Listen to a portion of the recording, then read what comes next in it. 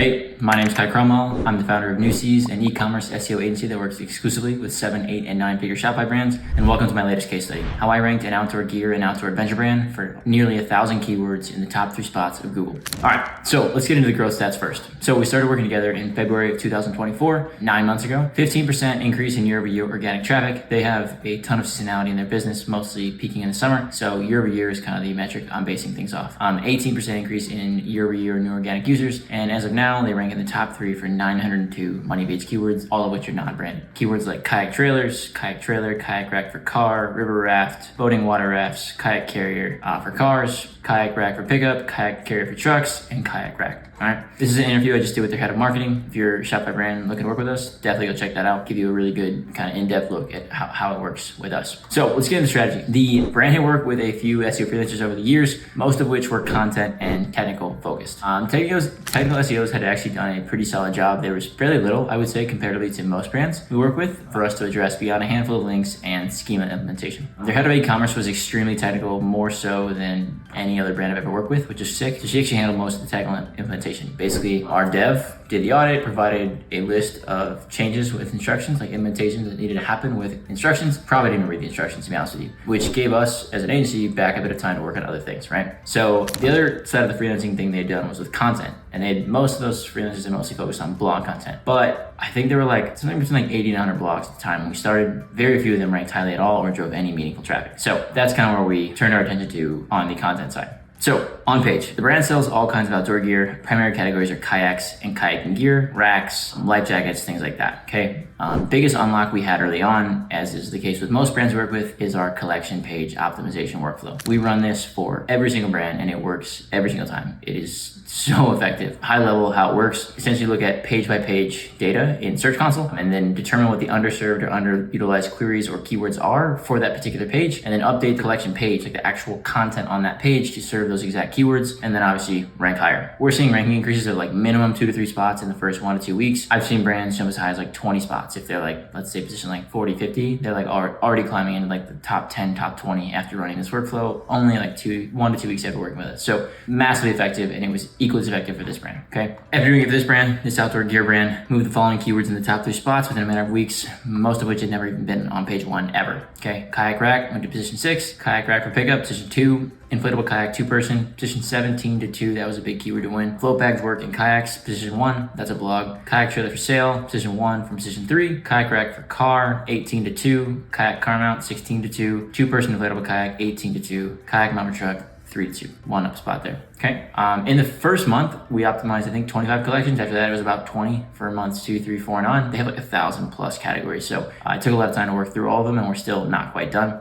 Pretty much the way we determined priority, though, was essentially biggest potential. Whether that was, it was kind of a collection of things we factored in, best margins, biggest, revenue potential, biggest, kind of SEO opportunity. We saw search volume and low competition, things like that. Created the list, worked our way down from there. Alongside the collections, we'd also updated their existing blog content and created 16 new blogs in the last 9 months. Definitely a lower volume of blogs than we'd create for, I'd say, some other brands. However, like I said, they already had a ton of existing content, so it was really just we wanted to update and optimize what they already had, because I knew there was a lot more value to extract with with less input, essentially less work, if you will, comparatively to writing a bunch of new blogs that may compete or just diminish the other work. So we updated them, adding more value, tweaking the intro paragraph, restructuring sections, and building a ton of internal links. Consistently, the internal links are the most underutilized part of blog content, and I see that across agencies, freelancers, and in-house teams. Internal links are the most give me opportunity. It's quite literally a layup when it comes to SEO, and most people don't do them right or don't do them at all. Good news is we can come in and kind of cash in on their lack of doing so, and we get to boost the performance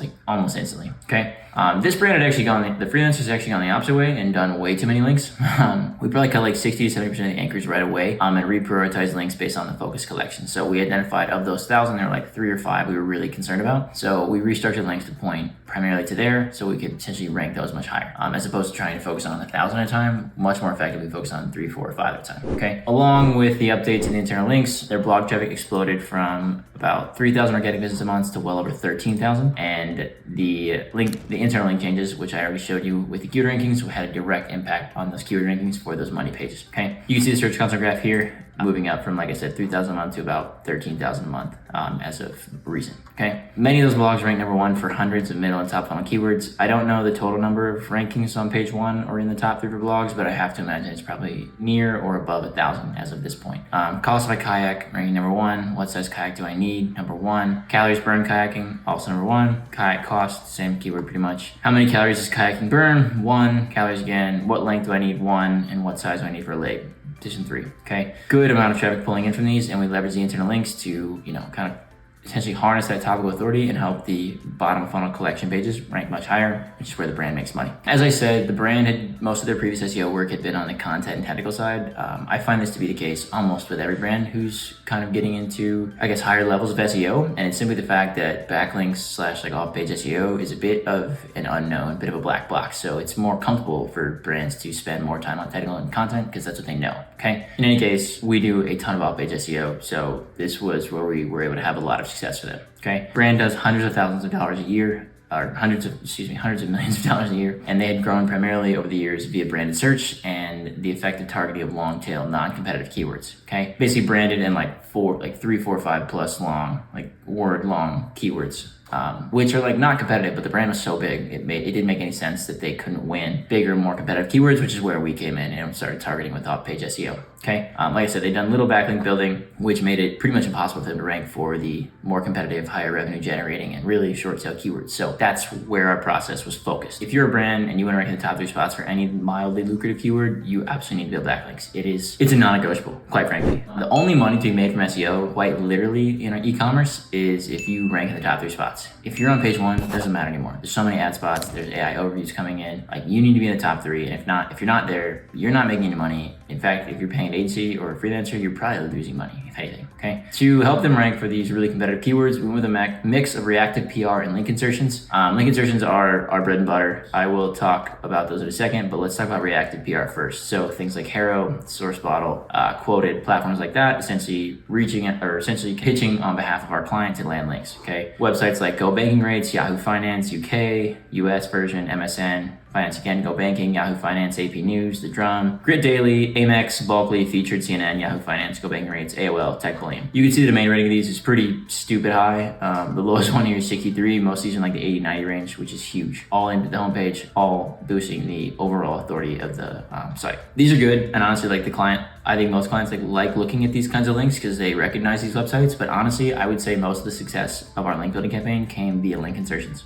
Basically found sites in their niche, so kayak, travel, adventure, outdoors, things like that. And then filtered for the remaining sites that satisfied various traffic and DR/DA requirements, and reached out to these guys. Okay, identified not only just like the domain, but we wanted to find high traffic pages on these domains that were also relevant to the brand. Okay, so like think about a travel website, for example. Travel's going to cover all kinds of things: flight deals, hotels, camping, whatever else, right? We wanted to find the ones we're talking about kayaking or like water sports in some capacity and also had traffic because that's the most relevant page to us. Okay. Once we found pages like that, we inserted a link. It's way better. It's more efficient. It's more cost effective. And honestly, it's less of a hassle than guest posting. It's cheaper by 20 to 40% on average. You can build more links on the same budget, like over a longer time horizon. Great. More efficient. No time having to spend writing 1,000, 2,000 word guest posts. You just find a place you want to insert a link. You ask them if it's cool. They say yes, or they say no. Most time they say yes. Build a link. Good to go. No writing, like 1 sentence maybe. And they're more effective. These pages have traffic already, whereas guest posts do not have traffic at the moment you hit publish, and there's a very good guarantee they may never have traffic in the future, which makes them worthless to you. Harder to find, but immense more valuable. That's why we build them. Okay, I'd say we probably build fewer links over time than some other agencies, but the links we're building on average are of a much higher quality, and I am much more of the belief that quality always beats quantity when it comes to SEO. And because we looked a lot harder for these links, this is why this client, along with many of our clients, continue to outrank much bigger competitors in themselves because our SEO strategies and our links specifically are tailored to them and their niche. Okay, no cookie cutter strategy and no unknowledgeable account manager saying, hey, we got you this cool guest post that doesn't actually do anything for you. Right. Next steps: Shopify brand's doing $1 million a year or more in revenue, and you want fully done for you SEO at scale. Book a discovery call with me. Links in the description below, and I will see you there. Peace.